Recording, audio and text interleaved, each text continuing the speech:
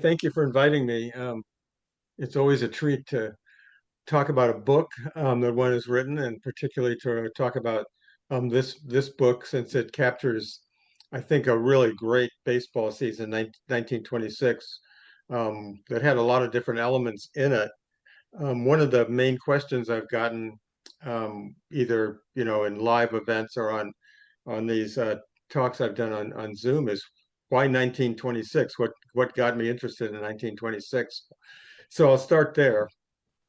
I had previously written a book called Shot, which told the story of the 1932 season and the Yankees and Cubs World Series. And to do that book, I did a lot of research, of course, into that season. And the two main stars of the 1932 season, of course, were Babe Ruth of the Yankees and Rogers Hornsby of the Cubs. But Hornsby didn't make it to the World Series because he got fired in the middle of a pennant race. He got fired in August. And so I was kind of intrigued by the idea and the opportunity, really, to write about Ruth and Hornsby in 1926 when their careers did clash, and they clashed in the World Series that year. And their careers going into 1926 were headed in different directions. So my idea was to write about Rogers, Hornsby, and Babe Ruth and the 1926 World Series. But as I went back to look at 1926 and what happened during that season, I got really very intrigued by the Negro Leagues and the Colored World Series of 1926, which no one had written about. And then I came across the Ty Cobb Tris Speaker betting scandal, which I had not heard of. Somehow, in all the years I paid attention to baseball, and I thought I knew a lot about baseball history, here was this story, this gambling story, um, that really intrigued me. And part of it was because it featured Speaker and Cobb. And as we know today, sitting here today and looking at the news this week, we know that gambling and baseball are still an issue, and an issue that's not only hasn't been resolved, but has become more complicated because of the way major sports have kind of embraced and gotten in bed with organizations that sponsor betting. Um, so when I started 4 years ago working on this project, I didn't really expect it to be quite as timely as it actually has turned out to be. So going back to I tell people that the story of 1926 really starts in 1925 because that's Ruth's worst year.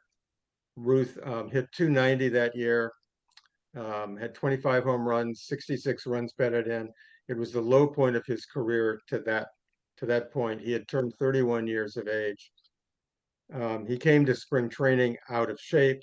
On the train back to New York after spring training, he fell in the washroom of a train, hit his head, knocked himself out. He was hospitalized for many days, missed a good part of the season. When he did play, he clashed with his manager. So he had this terrible, terrible season. And the Yankees that year finished seventh out of eight teams. The only team that was worse were the Boston Red Sox, who were just a horrendous team in 1925. But sports writers wrote Ruth off. They said he was over the hill. He trained on hot dogs and beer and women and a fast life. And at age 31, he was probably through, and the Yankees were probably through. They had kind of blown up that year. So we have the Yankees going into the 1926 season without much hope of success. Nobody really thinking that they're going to do much. And then in the National League, we had Rogers Hornsby, who took over as manager of the Cardinals during the 1925 season. Um, in the early part of the season in 1925, the Cardinals were in last place. The manager was Branch Rickey, the famous Branch Rickey, but he was not getting much out of his team, and he was relieved of his managerial duties. And Hornsby, who was 29 years old at that point, became the player manager of the Cardinals and led them from eighth place up to fourth place. Now, Hornsby, in comparison, or in contrast to Ruth, was having a spectacular season. He hit 403, hit 39 home runs, drove in 142 runs. So Hornsby led both leagues in batting average, home runs, and RBIs. So you have Hornsby and Ruth going into the 1926 season, virtually the same age, pretty much at the same points in their career, with Ruth over the hill, according to many people, and Hornsby ascending. So the season starts, and exactly the opposite of what everyone predicted is what happened. The Yankees got off to a fast start, took control of the American League. Ruth was playing really well. I think he was hitting 390 in May. Joe Dugan was hitting over 400. The Yankees were just a powerhouse coming right out of spring training, and of course they were bolstered to some extent by two additions, two players who were brought up or purchased from their minor league clubs. Mark Koenig, who took over at shortstop, and most importantly, Tony Lazzeri, who took over at second base. And also, the Yankees had two players in their second year, Earl Combs, the center fielder, and Lou Gehrig, the first baseman, who suddenly kind of blossomed in 1926. So I think it surprised even manager Miller Huggins how good the Yankees were as the season started. On the other hand, in the National League, of course, the Cardinals were expected to start strong, and by the end of May, they were back at the bottom of the league in seventh or eighth place, struggling to even get to 500. And Hornsby was pretty wise. He knew he had a fairly good team, but it was a young team. He had Les Bell, a third baseman, Jim Bottomley, a first baseman, who had both come up through Branch Rickey's farm system, but they hadn't really blossomed as players yet. So he had those two young players. He had a Hornsby had a pretty good pitching staff, but he needed another outfielder and he needed another starting pitcher. And in June, he got both of them. He got Billy Southworth from the Giants in a trade that John McGraw later regretted. Um, and Southworth had the best season of his career for the Cardinals that in 1926. And the other story, which is kind of runs all the way through the book, is the story of Grover Cleveland Alexander, who at age 39 was considered expendable by the Chicago Cubs, and Hornsby was able to get him um, to become the fourth starter, to become another reliable starter for him. So the Cardinals began to win some games. They began to move up in the standings. The Yankees pretty much stayed dominant throughout the whole season. They faded a little bit at the end. They only won actually by 3 games over the Cleveland Indians at the end of the season. But the Yankees were the dominant team all through 1926. So stepping away for a minute from the Yankees and the Cardinals, there's another story that began to happen that became important to the season and to the game of baseball, which kind of erupted or began as an issue in May of 1926, and that's the Cobb speaker scandal. And I'll just go into that sort of briefly now, but we might want to talk about that later since it involves gambling and involves issues we're all kind of concerned with at the moment. Here's the story. The story is one told by a pitcher named Dutch Leonard, and there are two Dutch Leonards in baseball history. This is the first Dutch Leonard. Second Dutch Leonard played for the Senators in the 40s. He was a knuckleballer. This Dutch Leonard played first with Boston Red Sox. He was on a pitching staff with Babe Ruth, actually, and played with Tris Speaker, who was on that team, and Smokey Joe Wood, who was a pitcher on that team. So in 1926, Leonard was out of baseball, and he was out of baseball because he basically got banished from the game thanks to Ty Cobb. So just to back up a little bit, in 1919, Leonard was pitching for the Tigers for Cobb. And what Leonard alleges is that in late September of 1919, about 8 days before the start of the World Series, which was the famous Black Sox World Series, Leonard alleges that he and Tris Speaker and Smokey Joe Wood and Ty Cobb had a conversation about a game that was going to be played the next day between the Indians and the Tigers in Detroit. And Tris Speaker said, allegedly, we are going to lose tomorrow. The Indians are going to lose. So since we know that they will lose, we should all bet on the Tigers, um, and put some money down on that. And the evidence is that they did they did bet on the game. And of course, this is before the Black Sox scandal, before Judge Landis intervened in that, before Judge Landis made rules about betting on baseball games by players. At this time, it was not considered unethical or illegal for players to bet on baseball games, even betting against their own team. It was, of course, unethical to fix a game, to know the outcome and to actually participate in a game in which you underperformed in order to make sure that you were able to win your bet. So it's a different era in terms of gambling. Um, and the game itself was important for the Tigers, but not important for the Indians. The Indians had already clinched second place. The Tigers were trying to get into the money by getting to third place, beating out the Yankees and getting to third place to get some of the postseason money. So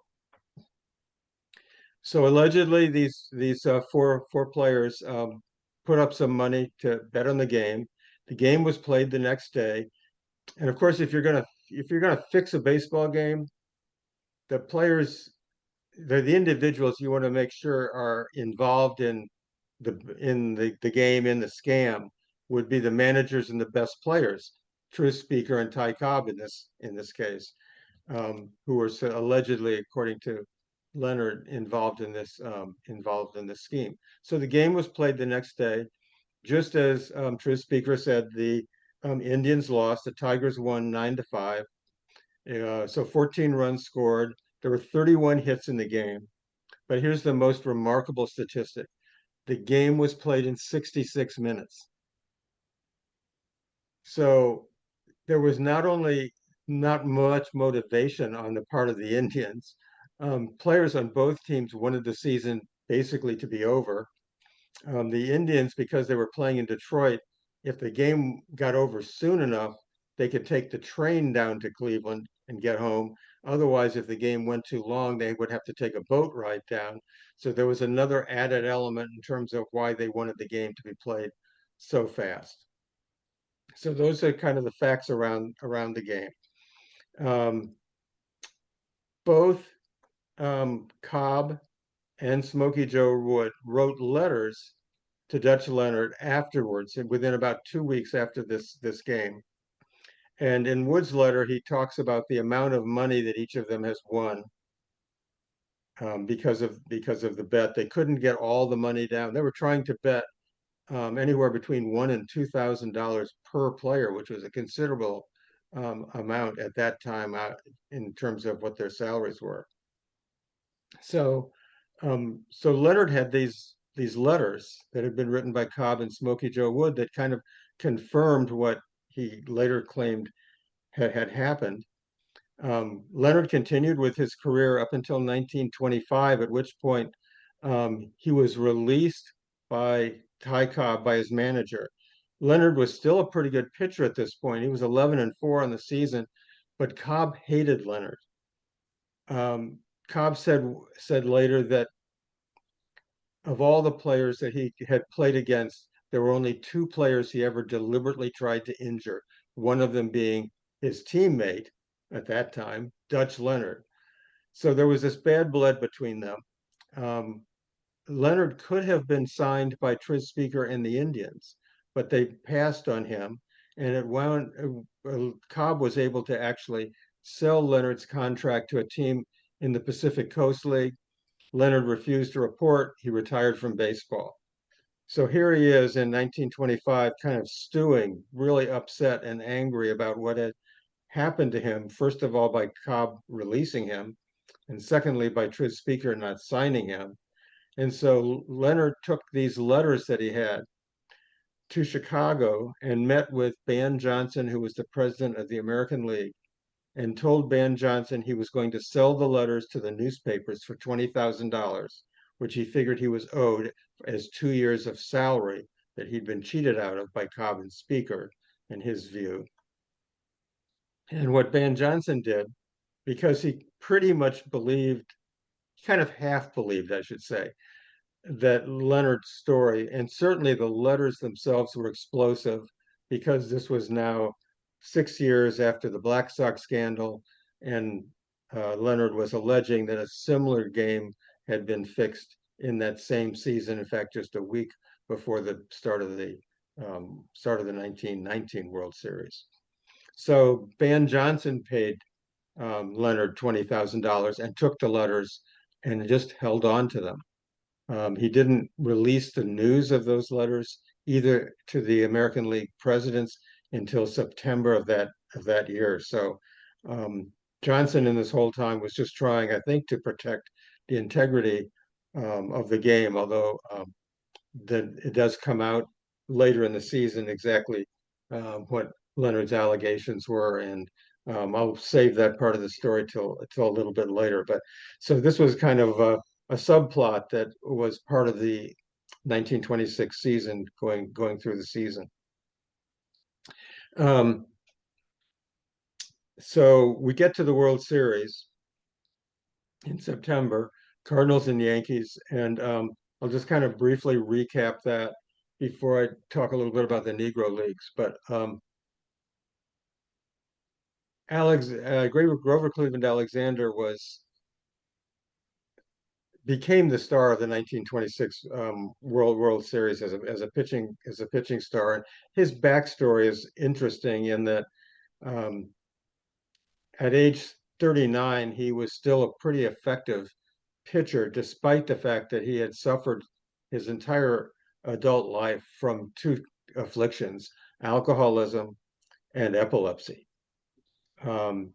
He had burst really on the scene in 1911 when he was a rookie with the Philadelphia Phillies.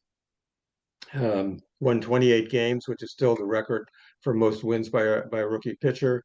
In 1915, 16, and 17, 3 consecutive seasons, Alexander won 30 or more games each of those seasons.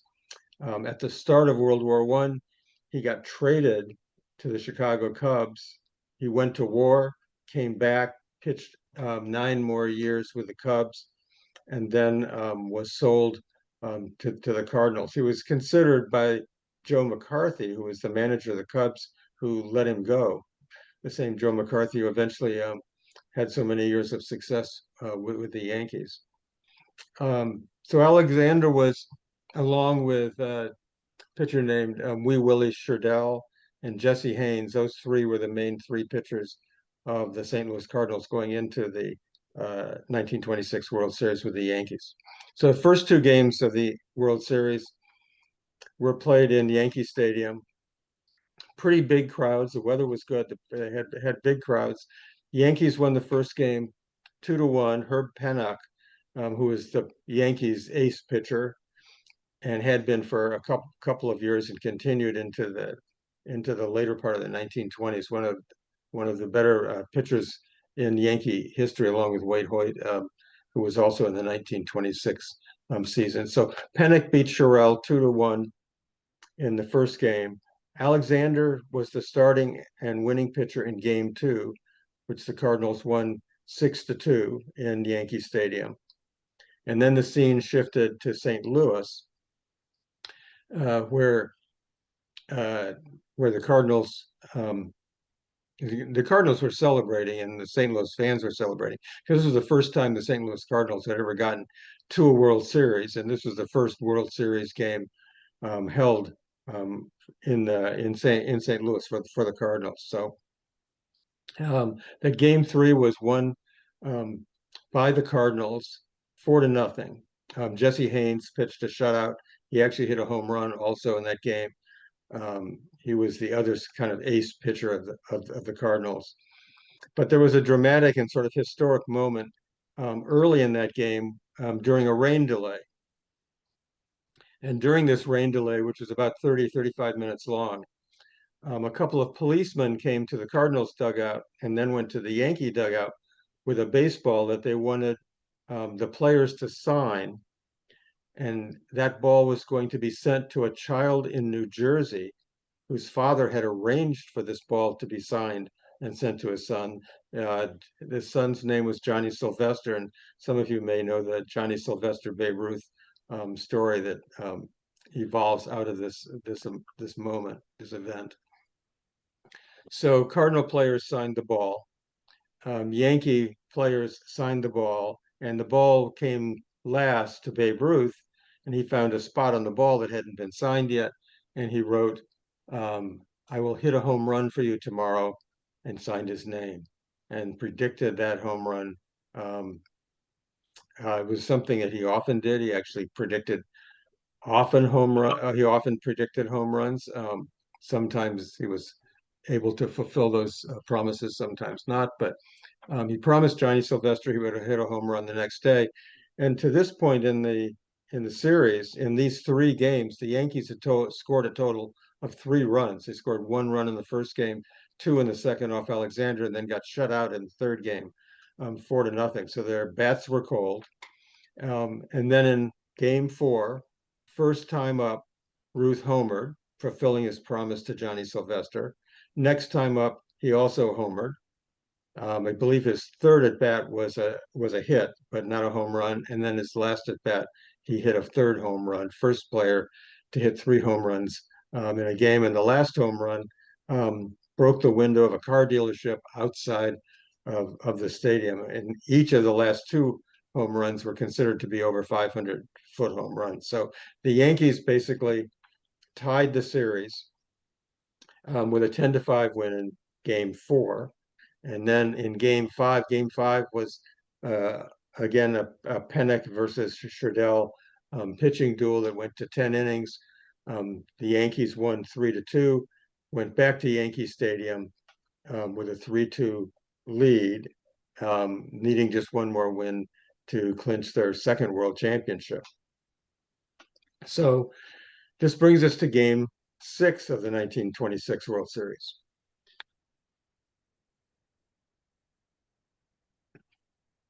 Hornsby picks Grover Cleveland Alexander to pitch game 6.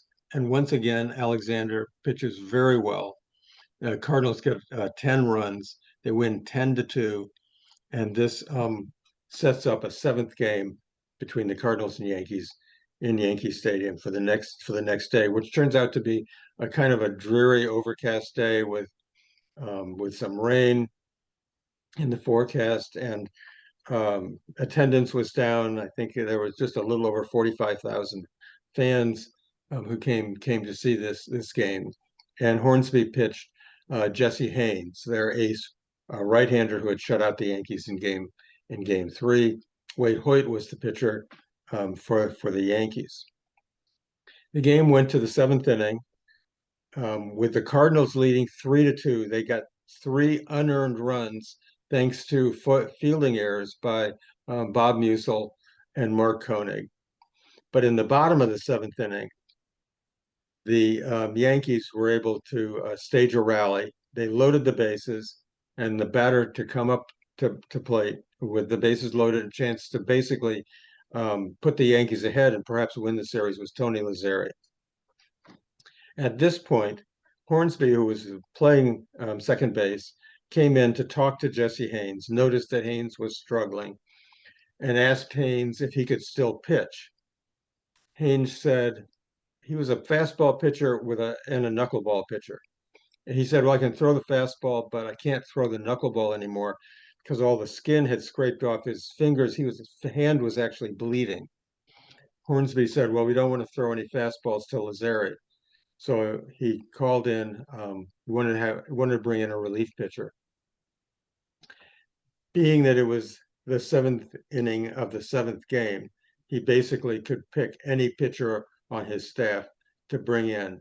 The pitcher he chose was Grover Cleveland Alexander, who had pitched just the day before.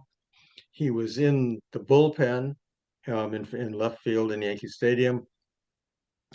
Uh, because he had pitched the day before and because he was known to be a pretty serious drinker, um, there has been speculation that perhaps he was asleep, perhaps hungover, perhaps still a little bit debilitated from celebrating the night before, but he was told that he needed to come in and pitch to Lazzeri. And so he walked in from the bullpen, threw three warm-up pitches, and faced Lazzeri. One of the ironies here is, of course, Lazzeri also suffered from epilepsy. So you have this pitcher who is known to have this affliction of epilepsy, bad pitching to Tony Lazzeri, who is also afflicted with epilepsy. On the first pitch to Lazzeri, he hits a long fly ball that goes foul, fouled by 10 feet, maybe 6 feet. Anyway, it was just a long strike. Um, Alexander then strikes out Lazzeri to end the inning and end the Yankees rally. Cardinals did not score in the top of the eighth. The Yankees go down 1-2-3 in the bottom of the eighth. Cardinals do not score in the top of the ninth. So the score is 3-2 going to the bottom of the ninth. First two Yankee batters go out. The next batter, the third batter, the last hope of the Yankees is Babe Ruth. Alexander pitches very carefully to Ruth. It's to a 3-2 count, and Alexander walks Ruth. And as Ruth goes to first base, Alexander walks in and has a word with the umpire. He said, "How close was that pitch?" And the umpire said, "Well, it was just outside." And Alexander said, "You'd think for an old fellow like me, you could give me a break." So Alexander goes back to the mound. Ruth now represents the tying run. He's on first base. Bob Musil comes to bat. Lou Gehrig is next on deck. On the first pitch to Bob Musil, Ruth tries to steal second base. Bob O'Farrell, the St. Louis catcher, throws to Hornsby at second base. Ruth is tagged out. It's the only World Series game that has ever ended in a failed stolen base. Ruth gets up out of the dirt, shakes hands with Hornsby, congratulates him, runs off the field. This is the first World Series win for the St. Louis Cardinals, and they've done it by coming back from a 3-2 deficit in Yankee Stadium with Grover Cleveland Alexander as the hero of the World Series. Very parallel in certain ways to the World Series we just watched in terms of what Yamamoto did in terms of winning 2 games as a starter and then coming in at the end of Game 7 to save the game. The parallels are really kind of eerie, and the announcers in the Blue Jays and Dodgers game referred a couple of times um, to Alexander and how similar what happened in 1926 was to what happened in 2025. It was an important World Series for the Cardinals and for the Yankees in that both of their teams really dominated the next 2 decades of Major League Baseball. In the next 21 seasons, 15 world championships were won by either the Yankees or the Cardinals. Between 1926 and 1946, 15 out of 21 World Series wins went to one or the other of those two franchises. So the drama and the history of that season in the white major leagues, I think is quite remarkable. And one of the things I tried to do in the book was to write a little bit about the Negro Leagues because their season and their World Series, which was called the Colored World Series of 1926, is every bit as dramatic in its own way as the white Major League World Series. So I'll just recap that part very briefly here. The Chicago American Giants were the winners of the Negro National League, and the Eastern Colored League champion was the Atlantic City Giants. They planned to play a 9-game series, best of 9, in 4 different cities. They wound up having to play 11 games because 2 games ended in ties. And the final game of the Colored World Series of 1926 was a 1-0 shutout pitched by Willie Foster, who had also been the star of the playoff series when the Chicago American Giants beat the Kansas City Monarchs. So we have a pitching hero in the Colored World Series of 1926, as well as one in the white major leagues of 1926. So the seasons were over, but there was one unresolved issue, which was what was going to happen with the Cobb speaker story. So I want to come back to that here at the end. In September, when Van Johnson told the other American League presidents that he had these 2 letters from Dutch Leonard and what Dutch Leonard had alleged, he wanted to know what the American League presidents wanted him to do with them. And the American League presidents voted that the matter should be turned over to Judge Landis, who had not been informed up to this point that this disease allegation of gambling and cheating and game fixing existed. Judge Landis contacted Dutch Leonard in California and asked him to come to Chicago to be interviewed. Leonard responded by saying he didn't want to come to Chicago because he feared for his life because people in Chicago get bumped off all the time. And this is, of course, in the middle of Al Capone's reign in Chicago. So Landis went to San Francisco and then visited Leonard at his farm. He was a very wealthy farmer, as it turned out. When he left baseball, he had purchased a lot of land in California. He grew grapes and figs and various kinds of fruit. So he was interviewed by Landis, told Landis his side of the story, which was the 4 players had decided because the outcome of the game was known, they would bet on it and make a little money. Landis went back to Chicago. He held a meeting with Smokey Joe Wood, Tris Speaker, Ty Cobb. They all denied that the game was fixed. They couldn't deny that they had bet on it, although Cobb said he did not bet on it. And there is evidence that Cobb intended to bet on it, but didn't. And wasn't able to get his money to the bookies to place a bet. And Landis eventually absolved them of any kind of wrongdoing.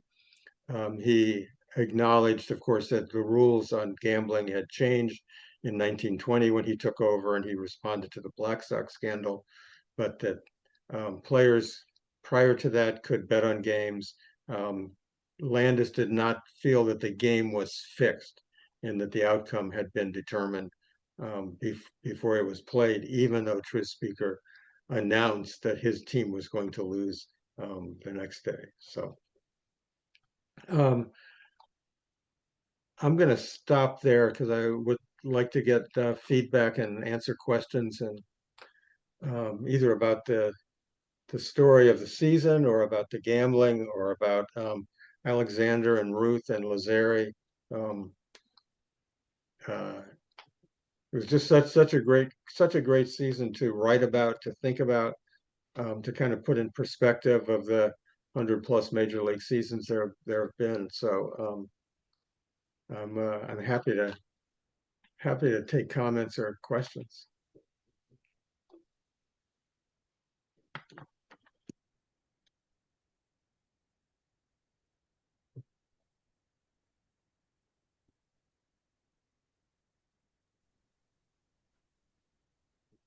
Tom, just to be clear, when you said that he said several times that the players were allowed to bet, were they betting like through casino in or is it illegal? Was it illegal betting, but they were still allowed to do it? Yeah, that's an interesting question. I don't know exactly the legality. They were betting through bookies.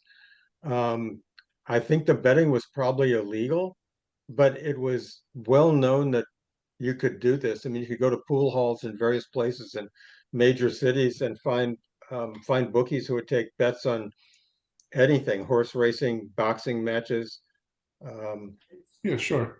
yeah, I was just curious if at some point, the betting was legal, and then it became obviously, very illegal through yeah, most of my life. If I wanted to bet on a football game back in the '80s or something, I could go to an old man bar and go in the back room, and people did it yeah, all the time. But I was just curious. yeah. It just didn't seem to be very regulated as far as I know. And I mean, I think as long as there have been sporting events, there have been people who are going to gamble on it. So they're going to be people like bookies who are going to take bets and make and you know decide what the odds are, what you're betting on, what your odds are in winning or losing a particular bet. And doing if you look at the newspapers back in 1926 during the World Series, every sports page in the New York Times had the odds for that day's game. So the odds makers were out front about setting the odds, and apparently there was no problem with players being able to find a bookie to place their bet, which of course is what kind of led to Pete Rose's downfall. I mean, it's um, Pete Rose got caught with it because since 1920, when Landis interceded, um, betting on baseball games by players was considered unethical. I have a question. Um, I guess you might have answered it before. If Landis didn't set the rule until 1920, then how do you penalize the guys from 1919 before that was the rule? But it's because they threw it. It wasn't just that they made money through gambling. It was you weren't allowed to throw a game. Is that the difference? That's the difference. That's exactly it. Yeah, yeah, and players um, players were free to bet on games up until 1919, up until 1920, and Landis kind of changed the rules. But um, it's just that you couldn't fix the game, right? So yeah, you have it exactly right. Just one note on betting. It's been, from what I've read of that era, betting in many large cities was also tied to the numbers racket, though. So a lot Hmm. of the same people that were, running numbers were also taking bets at that time in many major cities. Though I know that was the case in Chicago for many years. Yeah, I think the numbers, quote, racket unquote, existed, back at that time. Um, I was a Vista volunteer on Long Island in the late 1960s, early 1970s, and the little town that I worked out of had a guy who you bet money with every day. I mean, I gave him $1 a day. I bet my draft number, figuring that would be lucky. And I never hit, but um, when this guy's name was Mr. Randall, when Mr. Randall came around, he had a little notebook, and he said, "Well, you want to put $1 on 325 today," and I'd give him $1, and he'd collect from other people, and sometimes people in the community would hit, but it was completely out in the open, completely illegal. Um, but I don't know, this was late 1960s, so maybe less regulated. Yeah, I mean they had to make the rounds, to Yeah, for the payouts though. So it was yeah, only natural though that you place a bet with the runners though. right. You place a bet with the runners, and the odds. It was based on I think that the day's number, at least in New York, was the last four digits of the attendance that day at Aqueduct Racetrack. So it was a four-digit number. Your odds were 1 in 1,000 of winning, and if you bet $1, your payoff was $600. So there was a 40% take by the numbers runner and his boss. Yeah, it varied from city to city. A lot of Chicago, I know it was tied to the stock market. It might have been like the last three or four numbers of the number of Yeah, shares traded, or the Dow Jones Industrials, something like that, because those were featured prominently on the newspapers, the front right, page of newspapers of the day. Because you walked by a newsstand, you'd see the papers folded, the above the fold of the newspapers, as they used to call it, though, and up there would be the baseball scores, as well as the afternoon papers, the close of the stock exchange numbers. right, right. I read a novel about Christy Matheson, and they said that people were actually gambling at the polo ground. Like they just like in right field corner or somewhere. They just everybody would be betting on all kinds of stuff, probably prop bets like they have now. Right. And it's just, I mean, it was so out in the open that they were doing it right there at the stadium. Yeah, no, that's really interesting, and I do have part of a chapter in the book that talks about betting and gambling in the stands in the early 1900s, because the owners were kind of conflicted. The owners didn't want professional gamblers in the ballpark.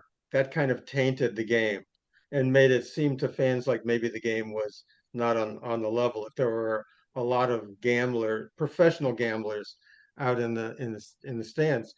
But on the other hand, the owners liked the fact that fans would come and bet with each other because that enhanced the value of the game and it brought more fans to the game. So several owners would put up signs saying no betting allowed, and they would actually chase the professional gamblers out, but leave the fans who wanted to bet amongst themselves alone. And they did have prop bets back then. I mean, amazingly, that's one thing about betting that has not changed much. I mean, what you can bet on, which is basically everything. Um, It's so crazy that yeah. the And idea. now you can do it, of course, you do it on your phone. I mean, I have three sons, two of them are in sporting areas where they're not allowed to bet, but when they were younger, and the one son who's not involved in sports, um, they can bet on their phone, and they could bet on their phone in the middle of an inning, or they could bet at halftime of a basketball game what the spread was going to be at the end. And um, you didn't have to be in the stadium to do it. You could do it all electronically, of course.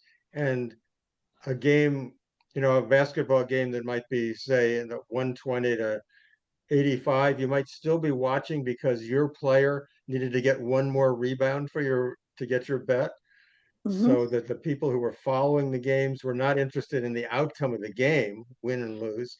It was individual players and their performances, which are, of course, the prop bets. And now That's we just, know that it's it, become more complex, more yeah. complicated. Rotisserie baseball, same thing. It's Yeah, like I don't care who wins. I just care that my guy gets a couple of hits. Um, yeah, it Yeah. One thing I just read about is that there's all these different delays on electronic stuff. Like if you're watching a TV baseball game, but it's on your phone, there's like a 30-second delay from the actual game. mm, So, you have to be really careful. And the radio broadcast also, and they're all different. If you get direct TV, there's a delay. If you're watching network TV, there's not a delay. So you have to really be yeah, careful with that stuff. I don't know how they manage that. If you bet the next pitch, how do they know, like, what, when that is, what pitch is the next pitch? right, Crazy. right. Well, I think that's kind of the premise in the movie The Sting, which is Right. about, can the scammers were able to get the results before anybody else, so that they knew where to place their bets. And that's back in the 1920s. I think that movie is set. Yeah, that was based on a real story, though. That took place. I believe it was in Chicago, actually, though. That took place sometime during the teens. This would have, I Mm, think it was before the Black Sox scandal, though. So, mm, but it was based on a true story, though. But as far as prop bets goes, when I was a kid and I started going to baseball games at Wrigley Field by myself, I was surprised at all the penny ante betting that went on out there, and they were all prop bets. People would bet on and everywhere from a nickel, up to a dollar. Generally speaking, though, and people would bet on ball strike call. They would bet on whether the next batter would get a single, double, triple, or home run. Especially when people like Ernie Banks came to bet. Then they just people would go crazy betting on whether or not he'd hit a home run or not, though. But they were all prop bets, though. And this, Yeah. this was like, now we were accustomed to having bookies in my South Side neighborhood, of course, though.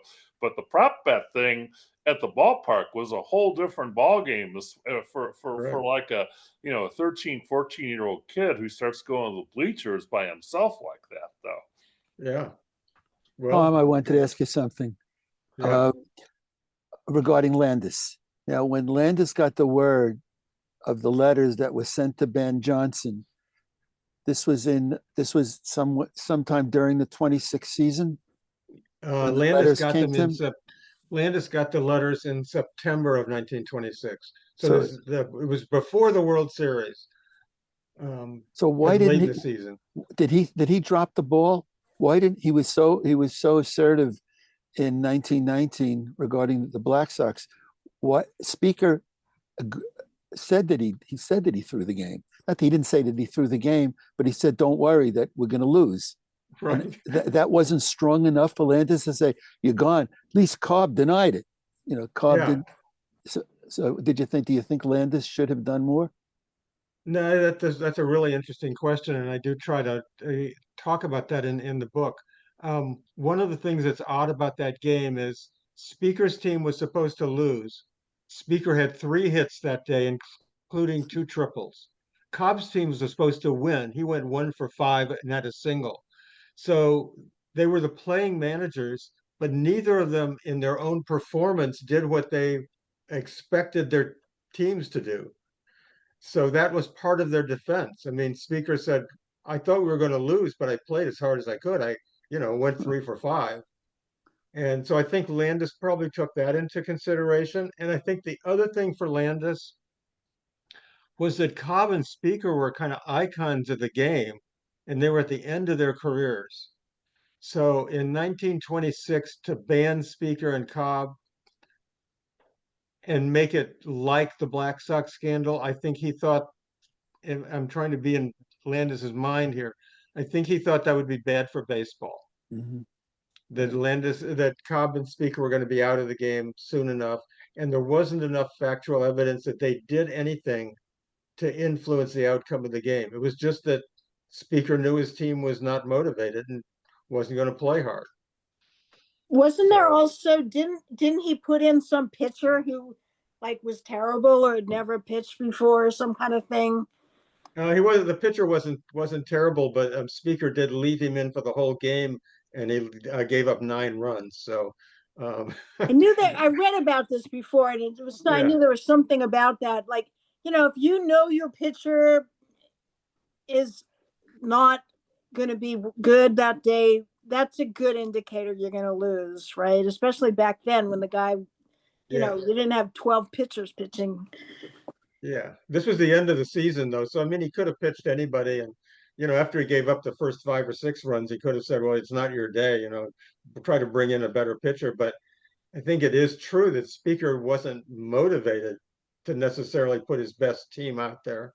He was going to play well, which kind of covers him in terms of fixing the game. But he did play his regulars, but he let that pitcher get just blasted. I think he gave up 9 runs. I think he gave up 15 or 16 hits. The amazing thing is they played the game in 1 hour and 6 minutes.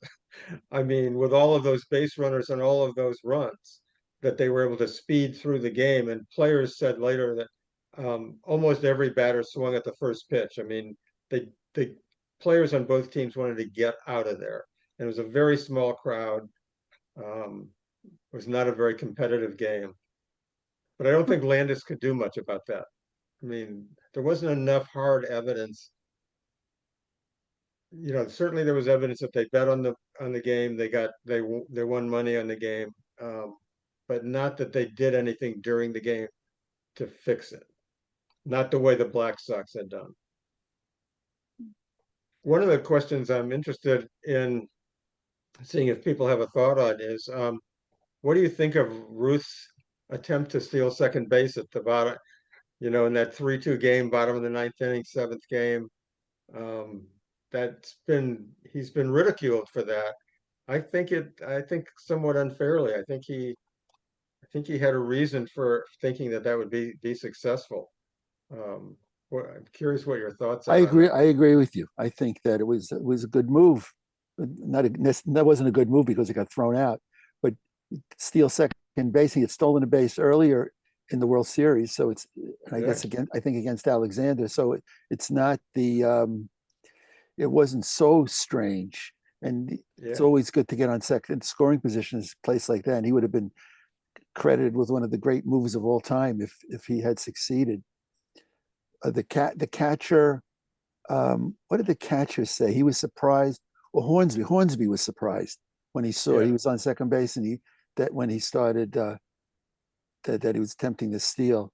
But I think it was when I first read it years ago. There was a great book called The World Series. That's what Baseball Reference was 40 years ago. That had every at bat, every World Series up to that point. And Babe Ruth attempted to steal second and ended the game. What? Babe Ruth steal second? It was so strange, so out of the ordinary, so unexpected. But in retrospect, or after the years of thinking about it, I sort of think it wasn't such a terrible idea. Yeah, I tend to agree with you, and you make a good point. The Yankees had one stolen base in that World Series in 7 games, and it was Ruth stealing second base in Game 6 off Alexander. So less than 24 hours before he got thrown out, he had been successful stealing second base with Alexander pitching. So, and Ruth was not a bad base runner at that time. I mean, I guess he was 32 by the end of the 26th season, but um, he had, I was looking this up the other day. Ruth is credited with 10 steals of home in his career. And in a game in July of 1926, he attempted to steal home twice in the same game, thrown out once and successful the second time. So Ruth was very confident as a base runner and had success with it. So, and he made the point later when he was asked about that getting thrown out. He said the way Alexander was pitching, he didn't think the Yankees were going to get 2 consecutive hits, so that they needed to get somebody on second base who could score a tying run to send the game to extra innings. And there's a kind of baseball logic to that. Yep, it's not the decision, it's the result that people remember and they get all worked up about it. It's not fair because you can do something with a high probability of success and it might not happen. Yeah. Yeah. What if he had stolen second base and then Musial or Gehrig knocked him in? Ruth would be the hero of the series. And we forget, I think, sometimes how important base running is in the game of baseball. I mean, it's one of the facets of baseball. It makes it, I think, somewhat unique compared to other sports. And we saw that in the 2025 World Series. A guy coming down from third base, if he'd taken a lead about 12 inches further down, Toronto would have won the World Series. It's like special teams in football. Oh, yeah. Yeah, it's a good comparison. Yeah. I wanted to ask you absolutely. something else, Tom, before we run out of time. Hornsby had led the Cardinals to the first World Series win ever. Is that right? Is that the first? That is correct. Yes. And he was the player manager of that team, and then they traded him after the season. So what was that all about? Yeah, he was with the Cardinals for 11 years, and in his last year, he led them to their first National League pennant, their first World Series. About 8 weeks later, he got traded to the Giants, and the reason was, I think, that Hornsby annoyed everybody that he played for. He annoyed his teammates when he was a player. He annoyed managers when he was not managing, and he annoyed owners. And the owner of the Cardinals was really sick of dealing with him and his salary demands and his personality. And he traded him to the Giants, where John McGraw really wanted him. John McGraw was someone who really loved Hornsby, but Hornsby only spent a year with the Giants. Then he went to the Boston Braves, spent a year there. Then he went to the Cubs, had 4 good seasons, and then got fired in the middle of a pennant race. But he was just a very hard guy to get along with. And there's a player for the Giants named Freddie Lindstrom, whose quote was, Hornsby is a detriment to every team that he plays on when he doesn't have a bat in his hand.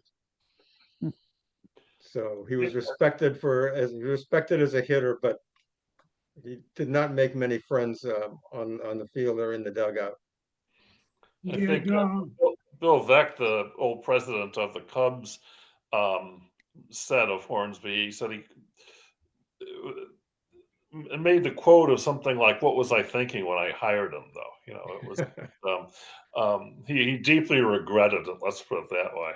Yeah, well, he was just a difficult personality, but you know, he hit what, 356 for his career, 358 for his career, hit over 400 3 times. I mean, probably the greatest right-handed hitter in baseball history.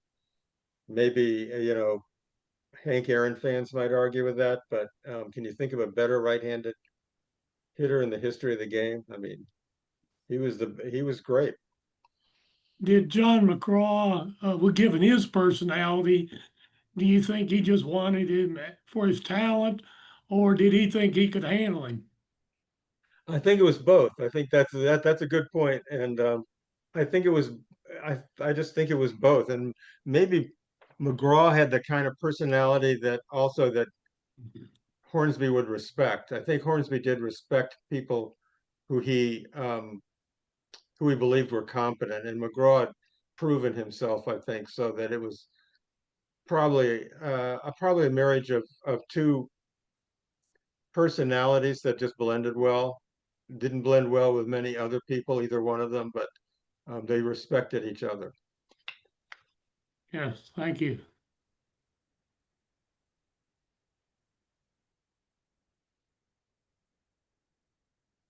Another comment about Hornsby. He was a coach on the Mets when they started, 1962, under Casey Stengel. I don't think he lasted the year.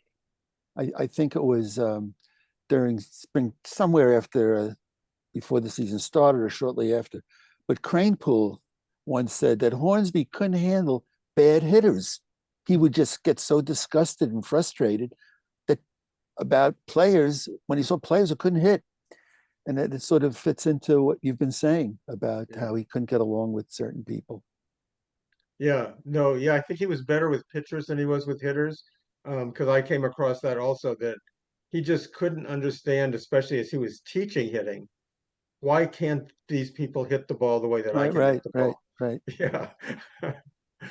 So he was pretty good with pitchers, I think. I think he was good with baseball strategy. I think he was a smart manager. It was just he just had a personality clash with a lot of other players. So he wasn't violent. He wasn't a violent person like Ty Cobb, for example, but he was a difficult person to get along with. You said in the book, another subject, that Game 7 of the 26th World Series, before the game started, Ben Johnson saw Sport Sullivan sitting in a field seat. Sport Sullivan, who was involved in the Black Sox scandal. So what Johnson did was he had him removed from the ballpark. He just had him removed from Yankee Stadium. Yeah, which I thought was pretty interesting and pretty assertive. yeah, and Van Johnson, you know, who clashed a lot with Judge Landis. They both were kind of autocratic egomaniacs in a way, but Van Johnson was very much opposed to gambling and very concerned about how gambling would taint the game. And yeah, I included that little detail because I thought it was kind of emblematic both of Johnson trying to protect the game by having this guy who was a known gambler evicted, and it kind of went along with what Van Johnson knew was happening in terms of Cobb and the speaker, his way of kind of protecting the integrity of the game. But yeah, that was a really nice little incident that a little tidbit I came across in a newspaper article that I was glad to be able to include in the book. I wonder if that's the difference, that in, the Black Sox scandal, there were professional gamblers pushing the buttons. With the Cobb stuff, there was just players and a Right. clubhouse boy or somebody, who was running back and forth trying to get the money or whatever. But there was nobody else. It was just the players. Maybe that's the difference for Landis. If there was a professional gambler involved with the Speaker Cobb thing, it Mhm. would have been different. Right. I think that's a good point. I had not thought of it that way, but um, I think you're probably right that played into Landis's thinking and decision making. Would have been harder for him to excuse the behavior if there was a professional gambler somehow in the mix.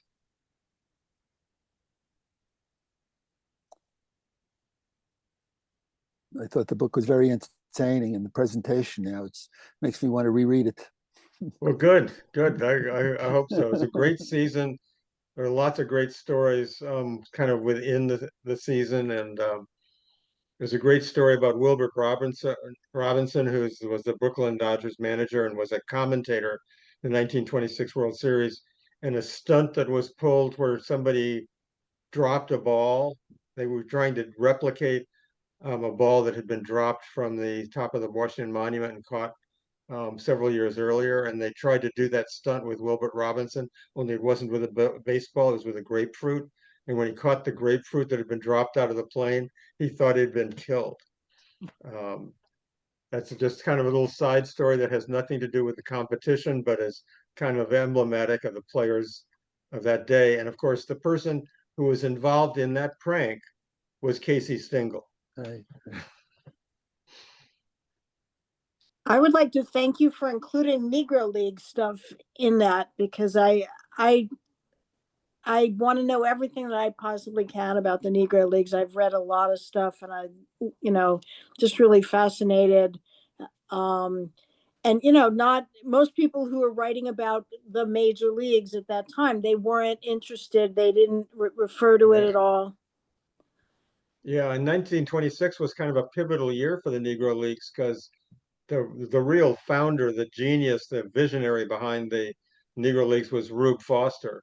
And 1926 was the year he developed mental illness and was basically out of baseball. Never. He spent the rest of his life in a mental institution in Illinois. But 1926 is also the first year that Satchel Paige pitched as a professional. And Satchel Paige then was kind of the face of black baseball up until Jackie Robinson. So 1926 is a really pivotal year in black baseball history also. So I was glad to be able to get that into the book and hopefully direct readers and fans like you to um, other sources just to learn more about what a rich history the black there is in black baseball and the Yeah. Negro Leagues. Yeah. Yeah. Well, I'm definitely going to read your book. I haven't yet, but I'm definitely going to. Thank you. Good. Thank you. Yeah. Okay, I'm going to suggest we wrap things up. It's 10 after 8 already. Thank you so much, Tom. It was very interesting. I learned a lot.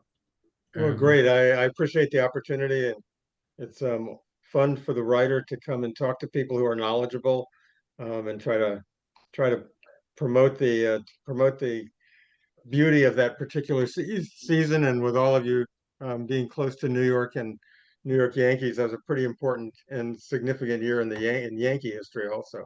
So I appreciate the opportunity to talk to all of you. okay, thanks again, Thank and you. thank you to everyone who came. And we'll see you soon. Okay, great. Take care. Okay, thank you.